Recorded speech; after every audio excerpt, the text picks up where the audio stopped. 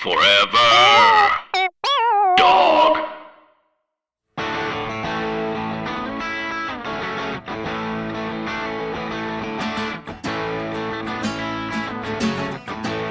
I used to think that this was my town. What a stupid thing to think. I hear you biting off a breakdown. I myself am on the brink. I used to want to be a real man. What's up, 3Bs? What's up, Diamond Dogs? Rhea Butcher, your host here. Thanks for rolling with me for the delays, and I guess this was a rain delay. The rain being things going on in my life.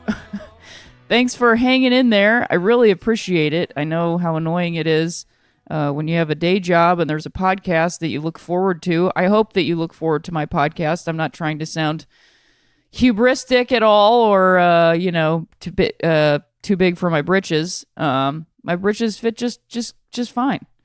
But I know that when you like to listen to a thing and then that thing doesn't come out, it's pretty annoying. So I appreciate it. It's been taking me a minute to be able to get to record this dang thing. And so I appreciate that. I like recording it, but I also like keeping my mental health in check. So I highly recommend doing that. If that's something you think about and wonder, should I be keeping my mental health in check? Yes, absolutely you should. I think sometimes it's hard for us to remember that, and us can be whatever combination of whatever you think I mean. If you feel like I'm talking to you, guess what? I'm talking to you. I think I highly recommend going to therapy. It's difficult, and a lot of people, look, I'm from Ohio. I'm from Akron, Ohio. You all know that. I talk about it a lot. So much so that some people are like, shut up about it. But, I can't really shut up about where I'm from. That's where I'm from, and it's not really going to change. So I'm stoked about where I'm from. That's the place that made me.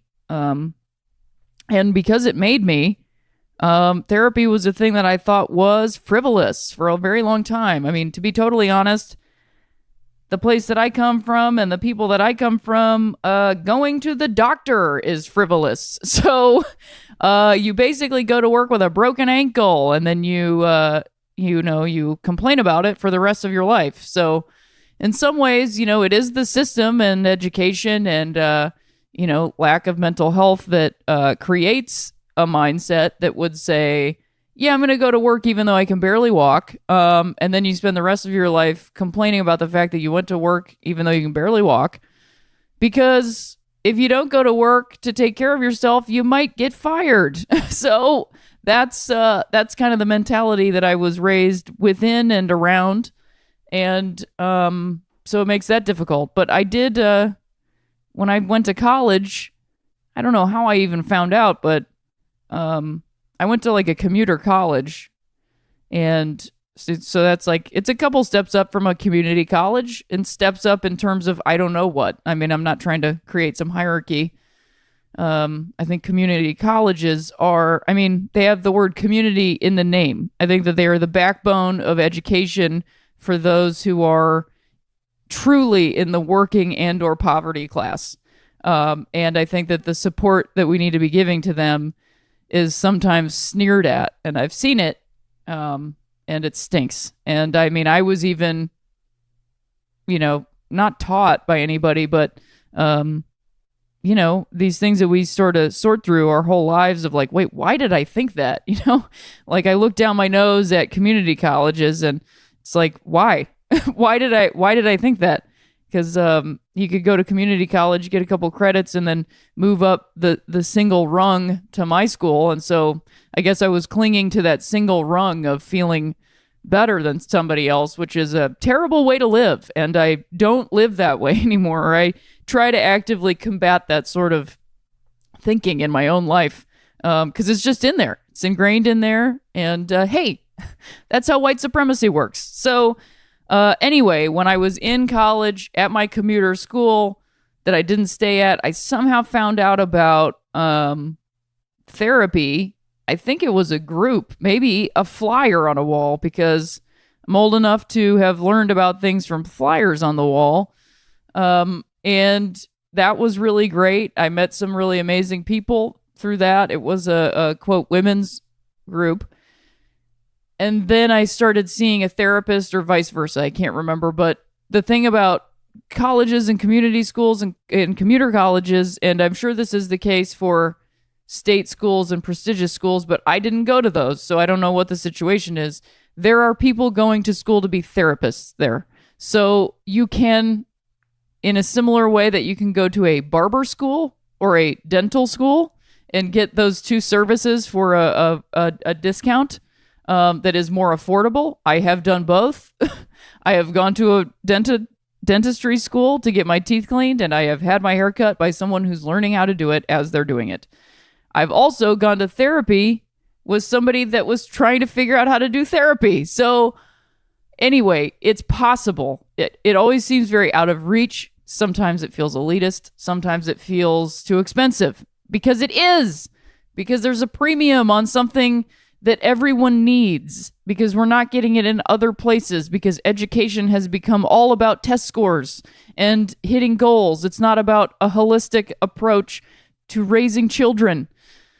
Man, I'm on a tear this morning. Is this a baseball podcast? Yes, but you know I'm going to get to it in a minute. So anyway, I just think, I want people, especially queer people, especially people of color, especially white people, like we all need it. We all especially need it. We all really need it, because we're not getting it in other places. And sometimes, and I think I've talked about this before, you don't realize what you're missing until you get it. And so sometimes you don't get it. And then you don't know what you're missing. And it's not on you. But what I'm trying to tell you, I'm trying to give it to you without being the thing. I'm trying to tell you, like, there's a chance. There's a chance that you might need to go pay somebody on a sliding scale to sit in front of them and have them listen to what you have to say about things you might not be able to talk to anybody else about. And that's what therapy is about. It's also about working through trauma, which is basically what I just explained. And I don't know that there's anybody on this planet that doesn't need to do that. So I highly recommend going to therapy. I've been going to therapy. I'm going to go on Saturday. And I basically was taking a little bit of time because I didn't want to turn this podcast into therapy. I didn't want to be therapizing you guys and making you, or friends,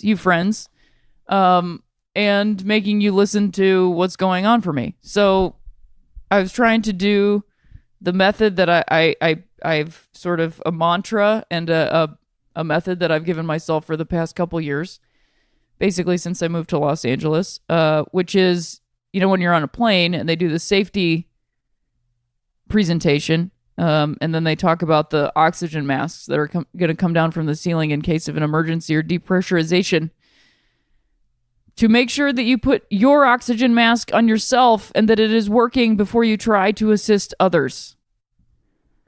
That is the way that I look at therapy. You got to take care of yourself. And it's not selfish. As long as it's not selfish, it's not selfish. If you're taking care of yourself to get to the door, to be able to put the mask on somebody else, to help someone else, to help the world, to help your surroundings, then it's not selfish. Because again, if you're going to work with a broken ankle, you're somebody working with a broken ankle. And number one, you shouldn't have to do that. And number two, you definitely shouldn't do that. So that's what I've been up to. A lot has happened in baseball. I've got a lot of notes to talk about. So I'm not sure what the structure of this episode is going to be, other than I'm going to talk about all the stuff that's happened. Two things that I wanted to remember to talk about that happened at this point 2 weeks ago, a week ago. I did get to watch some baseball. I did happen to watch the Keon Broxton catch in center field. And holy shit, the Brian Dozier, it would have been the tying run. Or no, would it? I can't remember now. Sorry, I can't remember specifically. But it was one of those moments where that shows me, that proves to me how much I love the game of baseball, because if Keon Broxton had not made that spectacular catch, they would have lost the game. And you watch the spectacular catch, and it is, in and of itself, a spectacular catch in center field. A perfectly timed catch where he's just suspended in the air, not using the wall at all, not using anything, just launching himself perhaps from the edge of the warning track into the air and catching how big is the ball? I don't even know how many inches that is. 4 or 5, I don't know, whatever. A tiny rock that's flying at him at 100 miles an hour at a downward trajectory, but not even downward because it's over his dang head. You go, holy moly. And then you watch what plays out after that, and then you go back to that catch and you think, oh my God, he saved the game. If he wouldn't have made that 1,000,000-to-1 catch, they would have lost the game. And was it a super important game? Not really. But also, like, they needed it. So, I mean, that was just wild. And then I also wanted to bring up the Billy Hamilton catch in center field because, of course, then people get on Twitter and go, blah, blah, blah, lame catch, whatever. Sorry for using lame. I apologize. And I just don't understand. I mean, Billy Hamilton's catch was also spectacular in a completely different way because he was tracking it down backwards and taking this route that was somewhat unpredictable because the ball was just hanging in the air and carrying. It caught a current and he had to follow that thing. And like, how did he do that? Well, because he's a spectacular baseball player, because he's connected. He's in there. I'm not comparing myself to a major league center fielder, but when I played a couple weeks ago and played center field for the first time, I made what was for me a spectacular diving catch forward to catch the ball. And I just felt in this way, oh my God, I'm connected to this. And it is one of the most spectacular feelings. I keep saying spectacular. One of the most like transcendent feelings to feel like you're just connected to what you're doing. Even if it isn't baseball, even if it's anything else, I mean, sometimes I feel that way in stand up. Not so much right now. I'm not feeling that. I'm not feeling it right now, but I will feel it again. And I think, to speak to my earlier point about therapy, when you're feeling that way, that you're not connected to the things that you're doing, going to therapy can kind of help that. So speaking of Billy Hamilton, I saw somebody on Twitter, and I really dislike to give, the one jerk or whatever, the like upper hand or like only focus on that, because it's easy also to be like the one heckler or the one person that doesn't like it, and then there's like a stadium of people who are on the opposing team giving him clapping for his catch because it just was that good that you can't deny how good it was. But I just think, like, why? And I know it's in other sports, but I'm not following other sports as much. And I'm following the WNBA right now, and I'm really, really stoked to see how much people are just loving it. And it's really great. And I feel like we're entering into a new era in the WNBA and just women's sports in general. And when I say women's sports, I mean the people who play women's sports. They're referred to as women's sports, but women's sports tends to, on the professional level, be a lot more inclusive, and a lot of non-binary and trans folks, trans women and trans men, play women's sports on a professional level in different capacities. So I'm not trying to be exclusive by using the phrase women's sports, but that is what they're called at this point.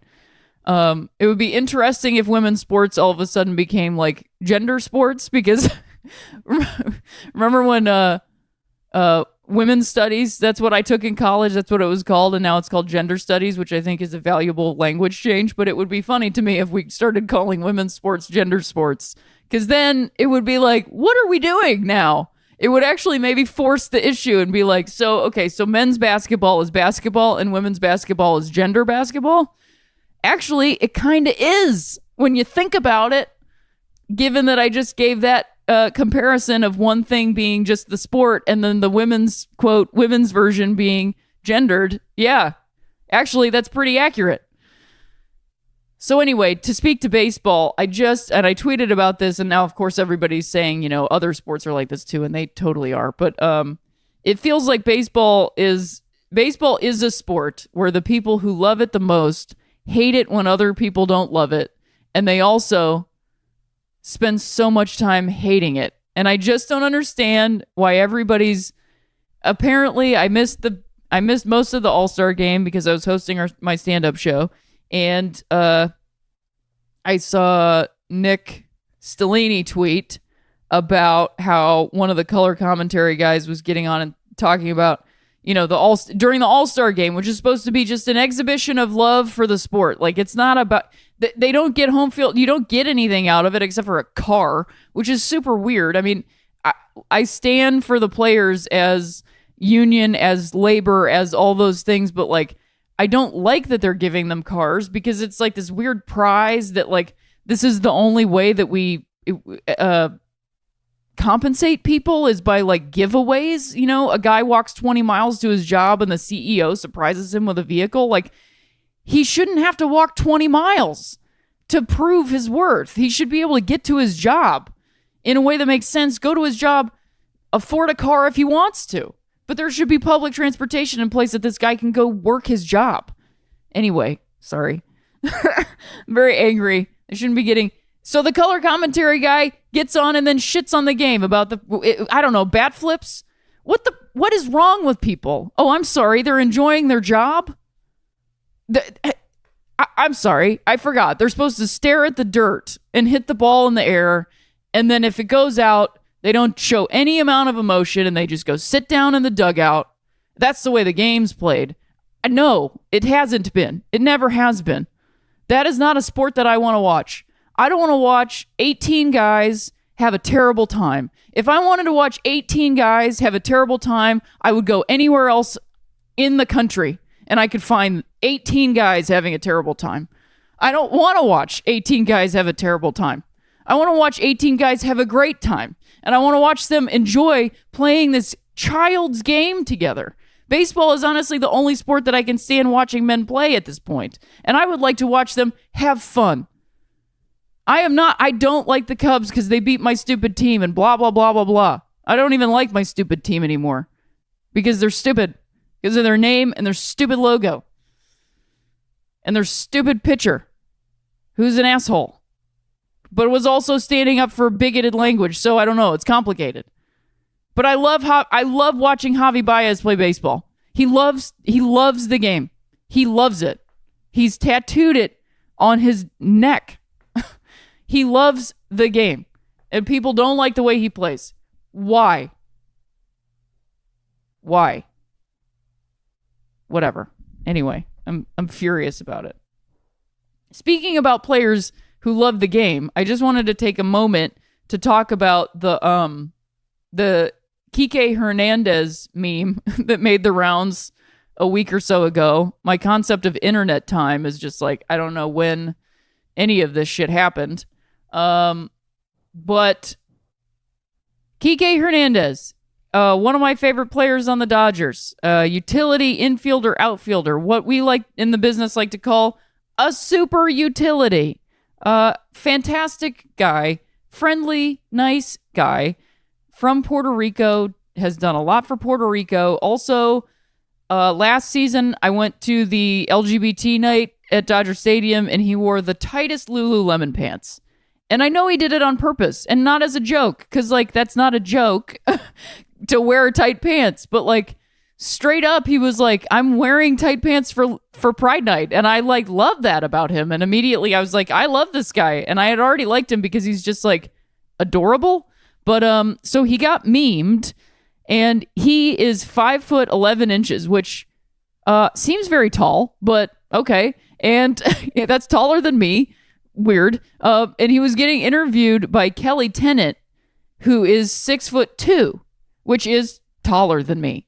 And he, for a joke, which was sort of an inside joke between the two of them, he stood on a high chew, which is sort of like Starburst. I'd never heard of them before until I moved out here. As like a joke to be like the same height. And it was between the two of them, and she thought it was funny and liked it, and they were finally whatever. And so somebody made a meme of it that said, "Siri, show me fragile masculinity." And here's the thing about it. Somebody tweeted back at me like, I don't understand. I think it was Kara Brown of the Keep It podcast, and also a talented writer, thinker, human being on her own, said, basically like, it doesn't matter who's in the meme is the meme. And like, I agree with that. I totally get it. That's the point of a meme. The truth of the image isn't necessarily the point of the meme. Sometimes the meme is using something that looks accurate to the thing it's saying, which is also like kind of scary in terms of, I went to art school and talked a lot about theory, about simulacra, the sign and the signifier, like all these things. I talked about that a lot. I can't remember really any of it, but I think about it still. And it's kind of a big deal to sort of separate those two things and make them inaccurate to each other, because my entire degree, a BFA in printmaking, which is, just ready to make bank, ready to make paper. Basically, I learned how to print it, but my whole thing that I had to do if you go for a studio art degree, which is like a fine arts degree where you're actually getting a degree in making things, making art, what you have to do is make the visual art and then write a paper that explains it, which is essentially a meme. A meme is just a distilled version of, here's an image, here's a saying. How do these two things interact? What do you think about what it is? How many people latch onto this idea? Does it make sense? Because there's people just making memes all day on the internet in hopes that, like, I don't know, they get ad revenue or something. I don't know how that sort of works. There's the terrifying version, and then there's this version, which isn't really terrifying in that it's just making a statement that does actually make sense. But if you then dig into it a little bit more, it's a little bit more layered than that, which is what I thought was interesting. And I tried not to get too on my high chew bucket about it and say like, no, take it down, blah, blah, blah. Like I didn't want it to go away. I actually thought, oh, this is kind of an interesting way to discuss fragile masculinity, because like looking at that image, what that person wrote is accurate. It actually is accurate. Like what that person, who I believe is a she, and so I apologize if it is, was trying to say is like, this is what, when we say, or this is what I think that person was trying to say. I shouldn't put thoughts into someone else's head. This is what we mean when we say fragile masculinity. A guy who is shorter than a woman must stand on a bucket so that it seems he's the same height as her, because God forbid a man be shorter than a woman. That's what the meme means. It doesn't matter who's in it. It does not matter. It's just representing, like, when we say fragile masculinity, it's like, it can be as simple as this. And this is what fragile masculinity is. So maybe we can stop doing it or laugh at it and be like, oh yeah, that is what it is. And it's not that big of a deal. But then for me, the even further digging into the truth of the image is that the guy that's in the image, well, number one, the fact that like they were in agreement that it was a joke, and it was something that they were kind of in cahoots to do somewhat together, because they know each other. They work together. They're coworkers. And he wasn't necessarily making her look bad. He was just making them look like they were the same height, which she was like, never happens. So it was funny to her. But then when you dig even further into it a little bit more and you start, he happens to be one of the however many men who play Major League Baseball, which is the most gendered exclusive sport, because it is the only sport that when women play it, they have to play a different version of it. There are women that play baseball. I've talked about it a lot. There was a professional baseball league in the 40s or the 50s. I've talked about that a lot. I know a lot about it. I don't need to get into it. Major League Baseball in 1954 made a law in Major League Baseball that no woman at any level can play professional baseball, because one woman from the All-American Girls Professional Baseball League was called up to a AAA, or called into, I should say, a AAA minor league team, because she was that good. and they wanted to give it a shot. And the audience reacted with such hatred that they said, nope, not going to do it. Instead of saying, we're going to stand by this player, we're going to stand by this. Nope. We're going to, because it's a woman, we're going to not go down this road. And in fact, we're going to make it illegal for any other women to go down this road separately. So they can't do that. So this guy is playing a sport that has that fragile masculinity, that actual fragile masculinity, which is how dare this woman try to play a man's game, which the same men turn around and say it's a child's game. So whose game is it exactly? It's nobody's game. It's America's game. And I thought women lived in America, but I've been laboring under that delusion for a long time. This guy plays that sport, and he shows emotion and affection for his colleagues, for his teammates. And he posts regularly these photos of him hugging his team and saying there's nothing wrong. Literally, before this meme ever happened, months before, saying there's nothing wrong about showing affection for your teammates. I love my guys. And it's not a joke. He might be like laughing about it because he likes it. And it's not a joke for him. He posted, he's getting married. His fiance and him, they like are posting photos of each other all the time. They seem like they're having the greatest time. They posted these silly engagement photos. He just is a person that like loves life, and he's not getting into toxic masculinity. And so to me, because the meme wasn't about toxic masculinity, it was about fragile masculinity. But what I love about that person, that baseball player, is that he doesn't participate in either. And I'm sure that he does on occasion because that's what he was raised in and it's hard to break it. But like I was saying up top, he's actively trying to not do it and actively trying to not participate in it. So to me, all I ever tried to say was to prove like this. What's amazing is the guy that you're using as in this moment a poster boy for fragile masculinity because he's in a meme is actually the complete opposite. And let's look at that and look at what series show me not fragile masculinity. It's also the same guy, which is pretty cool, I think, because you scratched a surface to prove a very valid point that needs to be proven. And then when people got into it and learned about this player who's not a superstar, he's not a household baseball name, and he's definitely not a household name as a baseball player. I think there's, 3 guys that are these days? Bryce Harper, Aaron Judge, maybe. Maybe.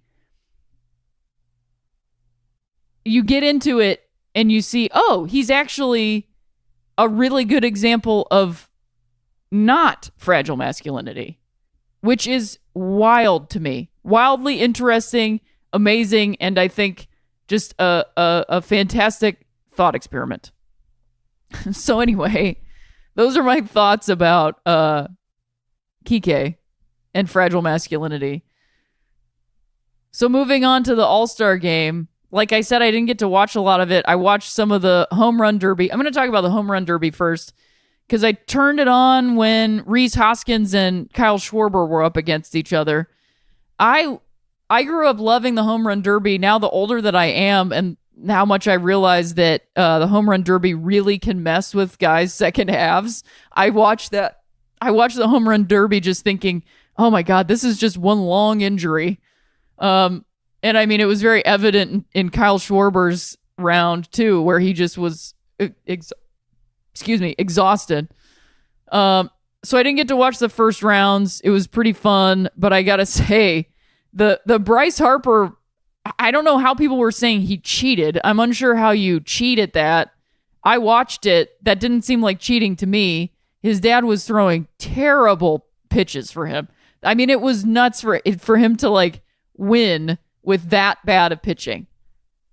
I think there were like 5 straight balls inside outside, 5 straight in the last like minute and a half. Which also I grew up with the home run derby being not timed. And I think, didn't they just get exhausted and then that was the end of the round? So anyway, A last thought about that. Dad's pitching seemed to be good luck. Harper this year. Bellinger got close last year with his dad pitching. And did Robinson Cano start that trend? He's the first one that bench coach Brett remembers doing it the year he won in 2011. But more importantly, who will be the first player to have their mom pitch to them in the Derby? That's a great question, and I'm unsure if I'll be alive for it. Just thinking about the time, I'm not saying like, I just mean that means that one of the women who are currently playing for the U.S. women's national team, which is playing in Florida the last weekend of August, which everyone needs to watch and be aware of. Please, everybody listen to me. I know that it's hard to get into like Team USA stuff for some of us right now. It's definitely hard for me to do that right now. But please join me this August. It's a month away. Please join me in promoting this and talking about it and watching it and telling people that there is a U.S. national women's baseball team and they are playing to represent us this summer, this August in Florida for the Women's Baseball World Cup. The first time that it's ever been on United States soil. First time in 10 years, I think. So when people talk about women's baseball, they think about the movie A League of Their Own. They don't even think about the actual women that played it from 1943 to 1954. What I want is for us to create a campaign that people know these women are playing baseball right now and we can watch them and support them do it. So back to my other point, one of those women would have to have a child that then grows up to make it to the major leagues to then hit in the home run derby. That's why I don't know that I'll be alive to see it. I do think it will happen. There's a chance somebody has, I don't know, Justine Siegel throw them batting practice. She's very good at it, but she's not their mom. So I think just specifically to say who would have a woman throw it, that's something I might see in my lifetime. But to see a mom throw batting practice to their presumably son, I'm not sure that is going to happen very soon, just because that means somebody has to have a child that is then talented enough to make it into the major leagues. So the odds of that are simply higher. But the odds of a woman throwing it, not as high. Still high, not as high. So I have complicated thoughts about the home run derby these days. I am not a huge Bryce Harper fan because I think that he has some shitty beliefs that I probably disagree with, and he perhaps disagrees on the fact that I am a person, and I don't know. But I didn't see it, but I saw everybody talking about it. The military presence in baseball is frightening. It's been growing. It's been there. We've had flyovers for a long time. The national anthem, all that stuff. Huge American flags everywhere. American flags all over armbands, wristbands, socks, all this stuff. But apparently there was like a military parade for the home run derby, and now I feel as though people have sort of conflated military service with baseball service, and like it's going back to the World War II of it, when baseball players, actual Major League Baseball players, were being not drafted, but conscripted into military service, which is precisely why the All-American Girls Professional Baseball League was even started, because they were afraid that baseball was going to die because there were too many men who played baseball going over to die in World War II. So it's ironic in that way to me. However, supporting the troops, the quote, supporting the troops of it all, it's a delicate thing. It's very delicate. I have many veterans in my family. My grandfather was a World War II vet. My great uncle on my dad's side of the family is a Vietnam War vet. My great uncle on my grandmother's side, her brother was killed in action in World War II in Manila. She never got over it. My cousin was in the reserves because I knew a lot of people back in 2001, 2000, who joined the reserves because it was a safe way to join the military in a way where you participated 2 weeks a month or whatever it was. You worked in the, I don't know, with the National Guard or whatever. And then they gave you money to go to school. And I knew a lot of people that was their situation. That was the only way they were going to go to college. Because I grew up in a very poor area around poor people. I also think I might have been poor. I wasn't in poverty, but for all intents and purposes, yes, that is the case. I've resisted saying those kinds of things because I have tried to be aware of my white privilege. That's not to say that I definitely both of those things were happening. I mean, it's a privilege for me to even consider that I wasn't. But it's a bit confusing because white people have a tendency to think they're more successful than they really are. But then also I find that we tend to act as we cry a lot poorer than we really were. So I've always been a little confused where I stood on that. But I mean, I know somebody else that is an Iraq war vet that had 3 tours, I believe. So it's close to me. Military service is close to me. It's something that I experienced very closely. Nobody that lived in my actual home was currently serving, but it's something that I know actual people that have done it.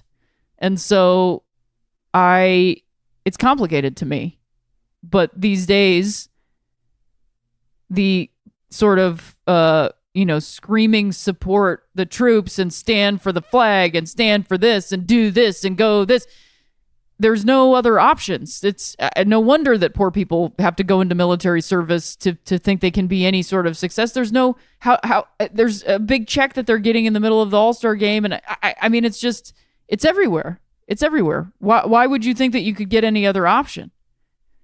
And so it's frightening to me, and I don't like it, and it's making it very hard for me to watch a sport that I really love because I know how many kids are watching.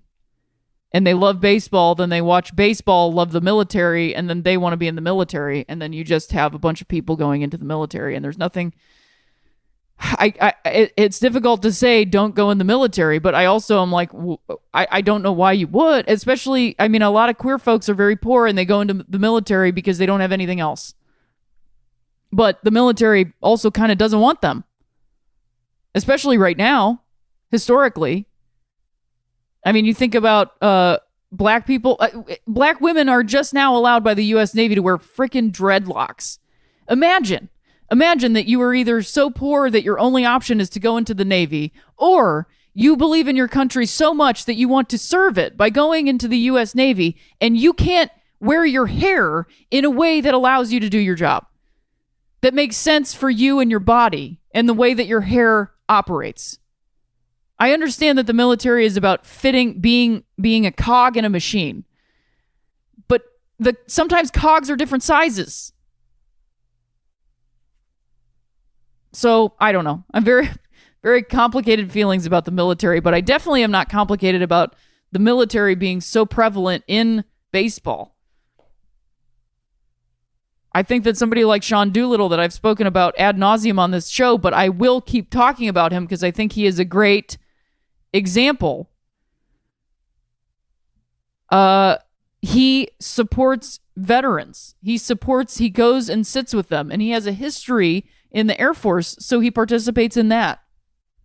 But he doesn't have the sort of rah, you have to do this or anything, everything else is you're a traitor and you hate your country.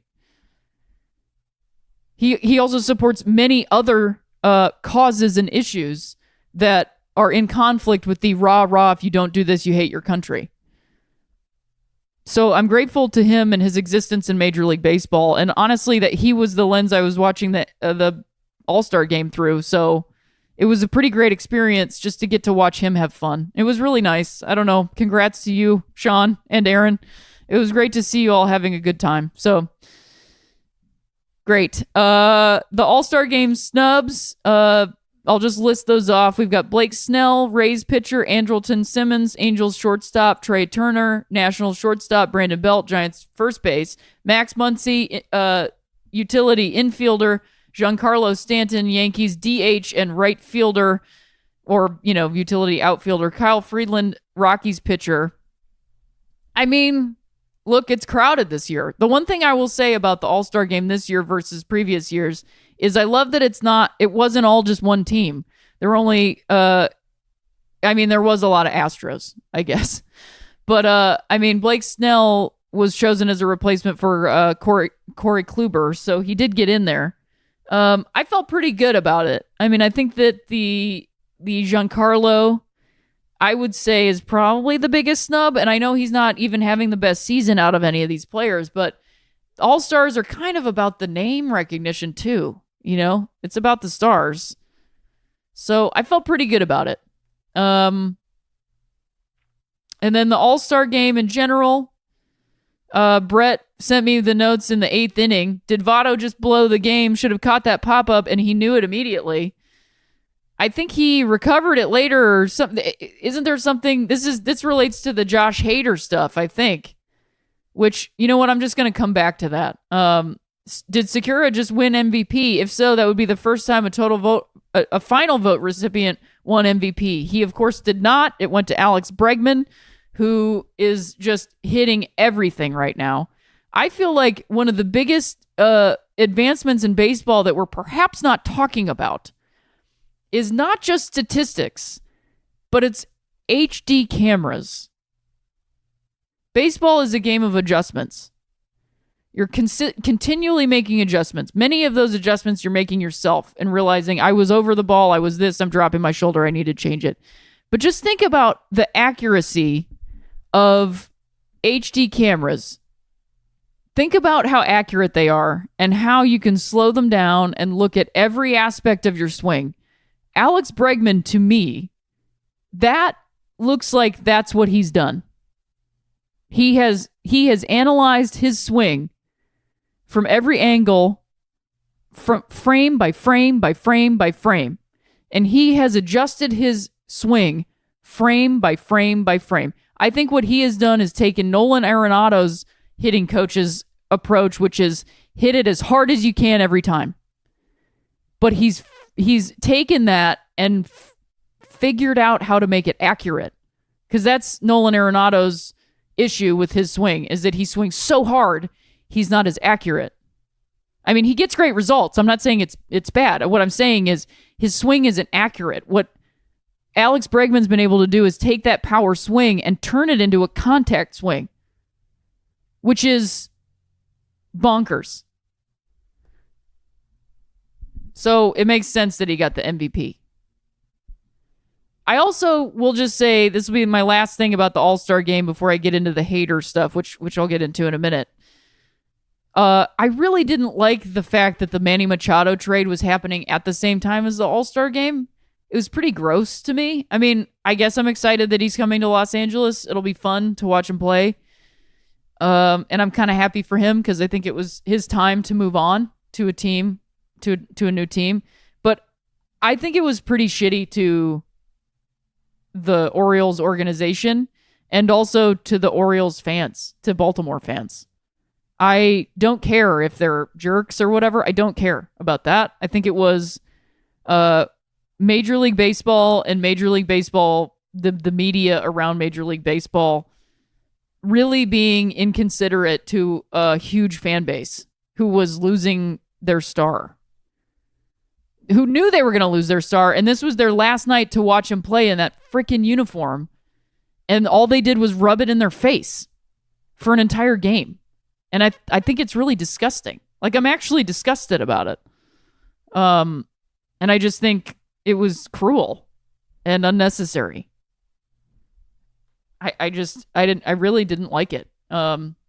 Please tweet at me if you disagree. I'd love to have a conversation about it.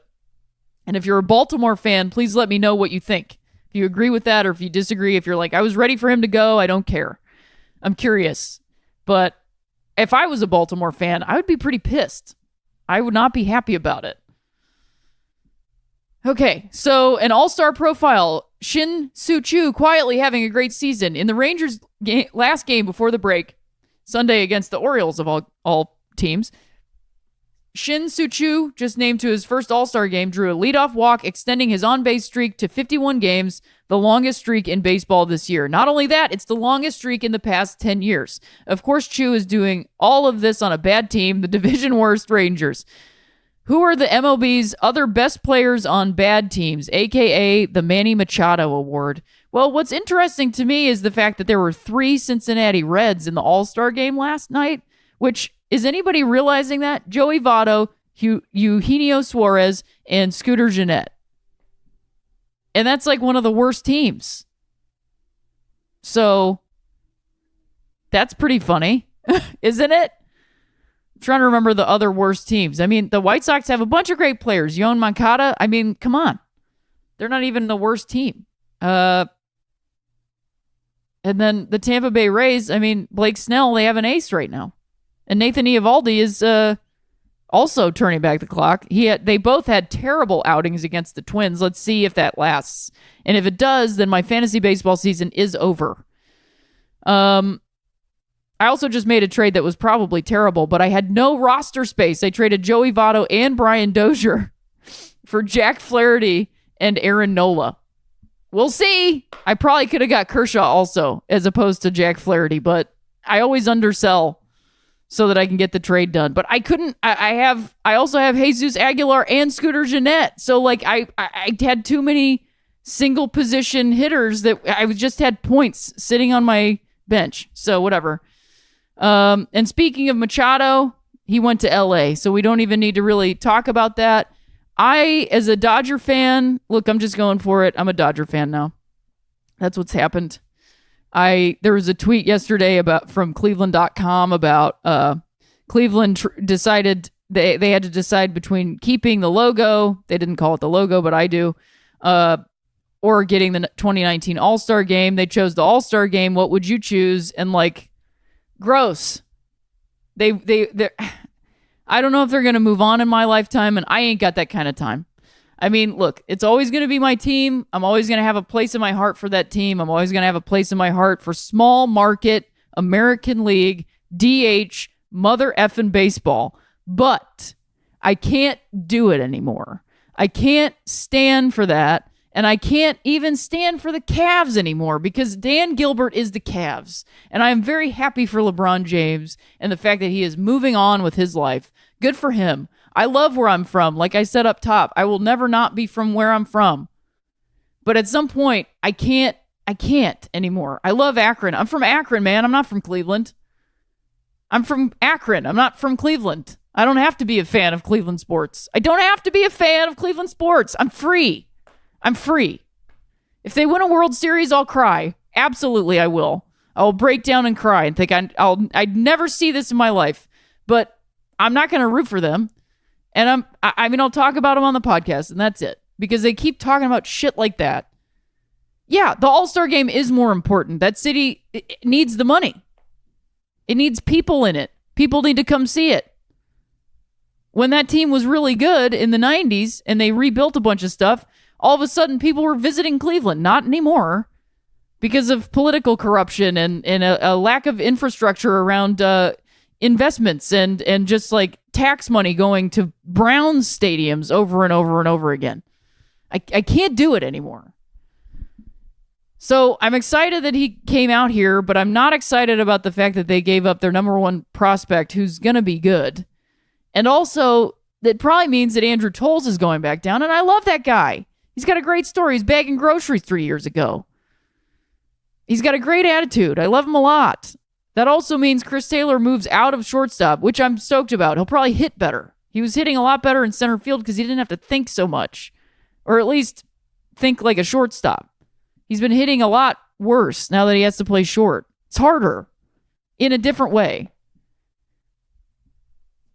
But it also means that Kike isn't going to be playing as much. And I like that guy. And I love what he was doing on the field. He's fun. And he does good shit. So I'm curious how it goes. I mean, he's definitely not going to stick around. Corey Seager's elbow is going to be better at some point. He's going to be a free agent. So they better win the damn World Series, or else this was a whole waste. So I just want to talk about the Josh Hader issue real quick, and then we'll be back with I will do an ad. We'll be back with some Rosenbag questions, and then we'll get out of here. So late during Tuesday's MLB All-Star Game, several tweets from the Brewers pitcher Josh Hader, he's a reliever, and having a great season, sent around 2011 and 2012 resurfaced. The tweets are truly vile and contain racist, homophobic, and violent statements. And amid a fast-rising outcry on Twitter, and just moments after Hader exited the game following a relief sting, he turned his account to private. Because I was hosting my game and I wasn't even able to check in. I mean, I think he gave up the tying run, right? I don't know. Somebody was speculating, a baseball person on Twitter was speculating, sorry that I can't give credit, I didn't look it back up again, that Joey Votto basically dropped that ball and allowed us to find these things. So in some ways, he's the hero. That's funny. I mean, it would be amazing if that was the case. I doubt it. I mean, Joey Votto's a very good baseball player, but he's not that good. I'm not going to repeat any of the stuff that he said, but he and his girlfriend were tweeting some terrible stuff. And it's not stuff I haven't seen or heard before. It's sort of that belief that it's sort of ironic or jokey racism, but it's just straight up bigoted from all accounts. I mean, it's awful, awful shit. And then there was something that's clearly not, that I saw this morning, that's not ironic. It's a real belief system. And then I can't help but see those tweets and then see the Bible verses in his bio and go like, oh yeah, you're a bad person. This is what you think and this is bad. And so, yeah, I mean, I'm curious to see what happens to this dude. He apologized, but also on Twitter, Elon Musk was apologizing for calling one of those Thai cave rescue guys a pedo. Which, what the hell? That's fragile masculinity right there. And then his apology was essentially, that guy told me to perform a sex act with my sub that I didn't create, which, what the fuck? He didn't. He said, stick it where it hurts. And so I guess that was super offensive to Elon Musk that he responded with calling him a pedophile, which I think is very far-reaching to go there. And also, like, that you're that fragile? Your masculinity is that fragile that you have to retort like that? A dude that saved some people a second ago? He also said, I'm sorry if I offended anyone. Stop doing that. You're apologizing because you know you offended people and you know that you said something wrong. It's not even about offending people. I don't even like the phrase offending anymore because it's not about offending someone. That's putting it on the other person and saying, oh, well, sorry, you're offended. No, I said something shitty. I shouldn't have said it because I was upset and I apologize. That's how you apologize. That is an apology. And you should be a man about it and be able to do it. You're not even doing it that publicly. We don't even hear your voice. You're doing it from, I don't know, your couch that you invented and saying, oh, sorry if you're offended. You can't even be a man about it and record a video and say, I shouldn't have said that. I apologize. It's that simple. But it's not that simple because you don't believe it. So you're saying all these things that you do believe, which is, it's all on you guys. And so now I'm going to say this so I can maybe save my empire. Well, you can't. Stop standing for that guy. He's bad. Billionaires are not great. They're not a good person to look up to. Baseball players are not billionaires. There's one billionaire, and I don't even know that he is a billionaire. He probably is. I do look up to a billionaire, and his name's LeBron James because he came from nothing. He came from nothing. And the only thing he wanted to do was play basketball because that's what he was made to do. And do you know what he's done with his money? He's given it back to the city that he had nothing in, to the kids that look like him who have nothing. That is a billionaire that you can look up to. And if he did some terrible shit, I would walk away in a second. But he hasn't. All he's done is support the children that need it the most in his hometown. He's created a school that he's going to take nationwide that is not a charter school, that helps kids who are in danger of falling out of the educational system and likely into the prison pipeline. That's what he's doing with his money. Elon Musk is sending his money into space. So please reconsider the billionaires that you look up to. I'm going to record an ad right now, and we'll be back, and I'll answer some questions.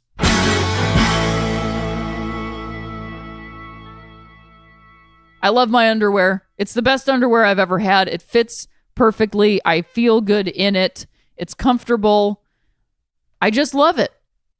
Tomboy X makes me feel good. It makes me feel like I'm wearing the underwear I was always supposed to wear. It's underwear with more frills than function. It's not the underwear my mom got from Victoria's Secret to make me feel more like a woman. It's underwear that's made to fit you and how you see yourself. They make bikinis, briefs, boxer briefs, trunks, and boy shorts, soft bras, racerback bras in everyday basic colors, fun seasonal prints, and brilliant colors. All options come in extra small to 4X. Regardless of where you fall on the size or gender spectrum, Tomboy X offers amazing underwear that anybody feels comfortable in. Regardless of where you fall on the size or gender spectrum, Tomboy X offers amazing underwear that anybody feels comfortable in. Go to tomboyx.com/baseball and check out their special bundles and pack pricing. And 3 Swings listeners get an extra 15% off with code BASEBALL. Again, code BASEBALL for an extra 15% off. Ditch whatever you're wearing for a pair of Tomboy X underwear. Go to tomboyx.com/baseball. All right, we're back with a couple Twitter questions, and I'll let you get back to work or your other podcasts that you want to listen to.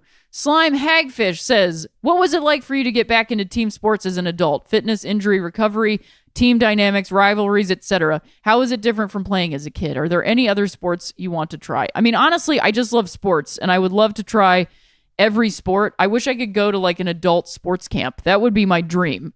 It was immediately fun. I was immediately injured because just playing baseball without having played it really ever in this capacity. I was in a lot of pain for a while, and then I got used to it. The rivalry and the dynamics thing, I've been playing for 4 years. It feels like 5, and I've been playing with essentially the same core group of people, and I don't just mean on my team, I mean on the other teams. It's taken this long. I'm friends with a lot of them now. It's been difficult. It's been difficult because it's weird to be rivals with adults that you have no context for other than that. And then it's also difficult because of the woman on a baseball field dynamic. But I really think that I've made a lot of progress. I talked to somebody who I felt like had it out for me. And then the next game that he came to his next game, which was after mine, which I managed, by the way. And I had a lot of freaking fun managing a baseball game. I had a lot of fun. I am a good coach. It was great. It was really great. My team clapped for me at the end of the game. We won 19-1. And I know that seems like ridiculous, but honestly, a lot of it was coaching. If I wouldn't have, I took some risks and I pushed my team and we won 19-1. It was great. And then he came up to me and gave me a fist pound, and I'm like, great. This is all I wanted. That's it. I just want to get along with people, and I don't like it when I feel like I'm not getting along with people because I'm a woman. I don't like it, and sometimes it feels like that. And I told my coach a couple weeks ago, that's what this feels like, and he said, I think you're looking into this too much. And I said, Coach, number one, go live your life as a woman for a day and then come back to me. You can't. So here's what else I would say. And I don't mean to be flippant about that, but I meant it. I mean, you don't live your life as a woman, so you don't know what that experience is like. And I don't even live my life as a woman, but I do culturally. The culture sees me as a woman. So I've been in that, I've been raised and lived that life. So then the other thing I said to him, because he can't just go walk around as a woman, because this isn't an 80s movie. I said, Coach, I spend every day of my life trying to convince myself that's not what's happening. That someone's not treating me badly because I'm a woman. That they're just treating me badly because they're having a bad day, or because my tone was bad, or it's any other combination of things. I spend every day telling myself that. It's not because you're gay. It's not because you're this. It's not because you're that. It's something else. So when I vocalize it to somebody else, I really mean it because I've thought about it a lot. And he actually listened to me and was like, that makes sense. Because I don't think people think about it that way when they listen to, let's say, an oppressed identity. When we try to say, this is happening and I don't like it, people want to, nah, that's not what it is. That's not what it is. As though we haven't thought that it isn't. As though we haven't spent time and energy thinking that's not what it was. So, please hear me out. When somebody comes to you and says, this is a problem and I'm being treated differently because I'm this, that person is taking a huge risk by saying that to you. Consider that first. And then operate from that position and say, oh, they're taking a huge risk by bringing this up to me right now. So they're probably right. And this is probably something that I haven't experienced. So I'm going to listen. And I'm going to understand or try. This is something white people could do a lot more often. All right. Yay Pizza says, I have 7-month-old twins. My wife loves the Cardinals. I am forever Royals. Do we split the babies fandom up or let them decide? Let them decide. I think I'm sure that your house has both things, Cardinals and Royals stuff. Let them decide what they want to be. That's how I think about gender. That's how I think about baseball fandom. Let them decide who they want to be. Thanks everybody for listening. If you haven't already, please rate, review, and subscribe on iTunes or Stitcher or Spotify or wherever you get your podcasts. Please also follow Forever Dog Network on Twitter and follow me on Twitter at Rhea Butcher. Send your questions to @3swingspod with hashtag Rosenbag for next week. I'd love to get your questions and talk even more about that. And, of course, if you liked it, you liked it.